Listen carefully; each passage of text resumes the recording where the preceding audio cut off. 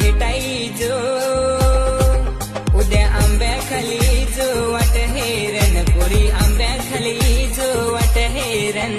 घरात आरडून तू मग बेलकड सांग पाणी आला राग